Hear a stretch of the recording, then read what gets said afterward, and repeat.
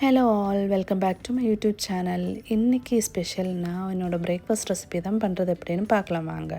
அதுக்கு ஒரு பேனில் எண்ணெய் விட்டுட்டு வெங்காயம், தக்காளி, பச்சை மிளகா, கருவேப்பிலை, அப்புறம் உப்பு இதெல்லாம் சேர்த்து வதக்கணும். நல்லபடியாக வதக்கணும். வதக்கிட்டு அது ப்ரௌன் கலரில் ஆகணும். அதை வதக்கிட்டு உங்களுக்கு என்ன வெஜிடபிள்ஸ் இருக்கோ அதை போட்டு வதக்கலாம். நான் அது கூட என் வீட்டில் ப்ரான்ஸ் இருந்துச்சு, அதை போட்டேன். ப்ரான்ஸ் இப்படி போடக்கூடாது, கொஞ்சம் கட் பண்ணி போடணும். அது நல்லா வதங்கினதும் அது கூட முட்டையை விடணும்.